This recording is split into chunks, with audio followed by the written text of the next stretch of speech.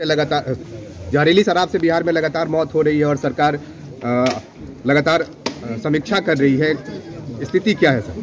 भाई बंद कमरे में रह के समीक्षा होती है क्या?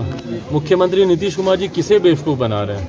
आपको लग रहा है कि बंद कमरे में एसी चलाकर आप बैठ जाएंगे, हीटर चलाकर आप बैठ जाएंगे, शपथ दिलवा देंगे और कानून सफल हो जाएगा? किसको बेवकूफ़ बना रहे हैं? भाई एक बार जाइए, आइए तो कम से कम मिलिए किसी पीड़ित परिवार से। आप मुख्यमंत्री बने हैं सिर्फ अपने राजमहल में बसने के लिए नहीं, वहां पे रहने के लिए आपको मुख्यमंत्री नहीं बनाया गया।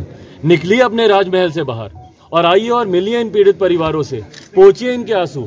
अपने गृह जिले तक ये जाना जरूरी नहीं समझते? नालंदा में जिस तरीके से इनके परिवार, इनके गृह जिले में जिस तरीके से वहां पे मौतें हुई, यहाँ छपरा में हुई, हम लोग मुजफ्फरपुर गए, हम लोग गोपालगंज गए, चंपारण गए, वैशाली गए, कहाँ कहाँ हम लोग नहीं जा रहे हैं। और एक ही घटना बार बार हर एक जगह दोहराई जा रही है और उसी तरीके से वही प्रशासन की लीपापोती करने का काम। जिस तरीके से घटना बाद में घटती है, प्रशासन के लोग जिस तरीके से बयानबाजी करना शुरू करते हैं, ये साफ दर्शाता है कि भैया आप घटना के ऊपर आप लीपापोती करने का आप काम कर रहे हैं। पोस्टमार्टम आप नहीं करवाते हैं, आप लोगों को आके, परिवार के लोगों को आप डराते हैं, धमकाते हैं, उनको प्रलोभन देते हैं कि नहीं नहीं मत बोलना कि जहरीली शराब से मरा, बोलना कि ठंड लग के मर गया, मुआवजा नहीं मिलेगा, ये नहीं होगा, वो नहीं होगा। किस तरीके से आप लीपापोती करने का काम कर रहे हैं? और मुख्यमंत्री बोलते हैं कि हम समीक्षा करेंगे। आके मिलिए इन लोगों से, सुनेंगे नहीं तो आपको पता कैसे चलेगा? पर जिस मुख्यमंत्री की सोच हो कि भैया जो पिएगा वो मरेगा, शर्म आनी चाहिए मुख्यमंत्री नीतीश कुमार को कि आपको कानून बनाया आपने लोगों को मरने के लिए कि लोगों की बेहतरी के लिए आपने कानून बनाया। और अगर एक कानून गृह मंत्री रहते हुए अगर आपसे नहीं संभल रहा तो प्रदेश के मुख्यमंत्री पद से आपको तुरंत आपको इस्तीफा दे देना चाहिए था। जिस मुख्यमंत्री से एक कानून नहीं संभलेगा वो पूरे बिहार को क्या संभालेंगे?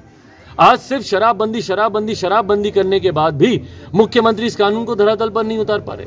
इसीलिए हम लोगों ने राज्यपाल, महामहिम राज्यपाल जी से हम लोगों ने आग्रह किया कि बिहार में अब ये उचित समय है कि भैया आप राष्ट्रपति शासन आप लागू कीजिए। अगर आपसे बिहार मुख्यमंत्री से नहीं संभल रहा तो कितनी और मौतों का कोई इंतजार करेगा? और मैं महामहिम से मैं दोबारा आग्रह करूंगा कि इसको गंभीरता से लें।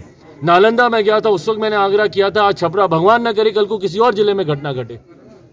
भाई एक के बाद एक हर जिले में एक घटना घट रही है, शासन प्रशासन का संरक्षण प्राप्त है ऐसे गिरोह को जो इस तरीके की घटना को अंजाम देते हैं। आप में से किसी ने बताइए मुझे कोई एक गिरोह आज तक पकड़ा हुआ देखा हम लोगों ने?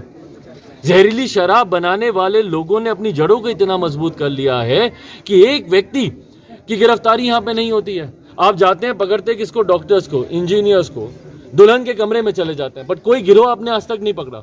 क्यों? क्योंकि शासन प्रशासन का संरक्षण प्राप्त है। स्थानीय अभी ग्रामीण मुझे बता रहे थे कि यहाँ पे कोई एक फैक्ट्री अगल बगल में कहीं मिली जहाँ पे इस तरीके की चीज हो रही थी, पर गिरफ्तारी क्यों नहीं होती है ऐसे गिरोह की, ऐसे तस्करों की जो अवैध शराब का निर्माण करते हैं? सिलसिला कैसे थमेगा ये मौत का सिलसिला? भाई जब तक मुख्यमंत्री नीतीश कुमार है ये सिलसिला नहीं थमने वाला। मैं बार बार कह रहा हूँ, संरक्षण प्राप्त है मुख्यमंत्री नीतीश कुमार जी का ऐसे गिरोह को। शराबबंदी कानून, जो राजस्व जो आता था शराब से, उसको बंद करके एक पैरेलल इकोनॉमी मुख्यमंत्री नीतीश कुमार ने प्रदेश में खड़ी कर दी है। और ये सारा कालाबाजारी का जो पैसा है ये इनके खाते में जाता है या इनकी सरकार के पास जाता है? दोषी के खाते में जाता है या इनकी सरकार के पास जाता है? दोषी कौन है सर? पहले से ज्यादा आप लोग मानेंगे कि नहीं मानेंगे कि भाई पहले से ज्यादा शराब बिकने लग गई है, होम डिलीवरी होने लग गई है।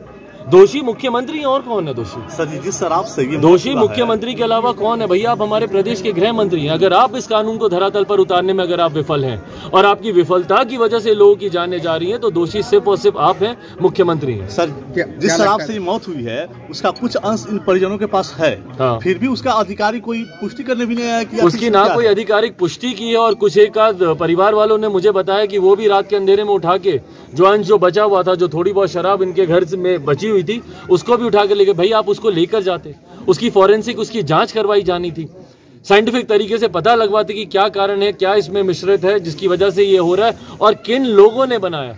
पता कीजिए कि वो बोतल कहां से आई, कहां पे ये इसकी बिक्री हो रही है। कुछ भी नहीं आया है, कोई इसकी जांच ही नहीं करेगा। और मुख्यमंत्री बोलते हैं कि भैया हम समीक्षा करेंगे। मूर्ख बना रहे हम लोग को ये। सर क्या होना चाहिए? शराबबंदी लागू रहना चाहिए या ये निरस्त? भाई देखिए, इस कानून का हम लोग पक्षधर हैं। मैं उस वक्त विपक्ष में था जब मैंने इस कानून का मैंने समर्थन किया था। मुख्यमंत्री महागठबंधन के साथ थे, हम लोग एनडीए के साथ थे।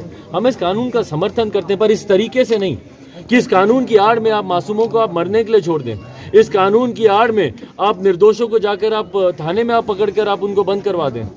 इस कानून को अगर आप धरातल पर सही मायने में नहीं लागू कर सकते तो सही में आप दोबारा एक सर्वदलीय बैठक बुलाइए और देखिए कि इसमें अब हम लोगों को क्या करना चाहिए। इस कानून की आड़ में कितने निर्दोषों को मरते हुए भाई हम लोग देखेंगे, कितनी और मौतों को होते हुए हम लोग देखेंगे।